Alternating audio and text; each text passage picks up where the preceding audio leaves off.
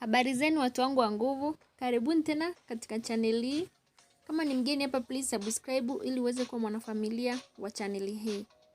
Siku ya leo nimewaletea pishi linaitwa chips masala. Nitafundisha jinsi ya kupika chips masala. Hakikisha umekaanga chips zako zimekuwa kavu kabisa kama mnavyoona hapa kwenye video. Katika pishi hili tutatumia spices paprika, cumin, black pepper, tutatumia pia chumvi, tutatumia curry powder. Pia tutatumia tomato paste na tomato sauce. Hapo nimezichanganya pamoja. Bila kusahau kitunguu maji kimoja na garlic na ginger iliyosagwa. Mwisho kabisa tutatumia dania. Guys, hakikisha unapika kitunguu chako kwa moto mdogo na usikiivishe sana, kwa sababu kitunguu kikiiva sana itafanya chips masala zako zije kuwa chungu. Hivyo utapika kwa moto mdogo kama mimi ninavyofanya hapa kwenye video. Na usiache kitunguu chako kiive sana. Kama unavyoona kitunguu changu tayari kimeiva, nimeongeza tomato sauce na tomato paste ambazo nilikuwa nimechanganya pamoja. Baada hapo nitakoroga na nitaacha ive kwa muda kidogo.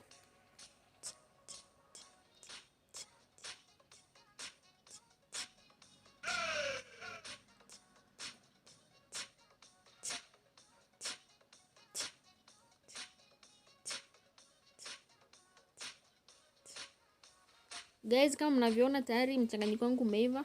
Kinachofuata naongeza spices zote pamoja na chumvi. Unaweza kuanza kuongeza spices then baadaye uongeze huo mchanganyiko wa tomato sauce na tomato paste. Lakini mimi nimependa kuanza na kuongeza tomato sauce na tomato paste, then spices nikaweka baadaye. Utachanganya vizuri hivyo na utaacha kwa muda kidogo ili ziweze kuiva. Baadaye kabisa nimeongeza ginger na garlic baada ya mchanganyiko wangu wa spices kuiva. Pia nitaongeza maji kama mnavyoona hapo kwenye video. Nimeongeza maji kidogo kwa sababu ukiongeza maji mingi itafanya iwe maji maji. Hata ukika chips zako zitakuwa zinakaa kama ziko na supu. Kwa hiyo weka maji kidogo na baadaye ongeza chips zako zile kavu. Koroga polepole ili zisiweze kuvunjika vunjika.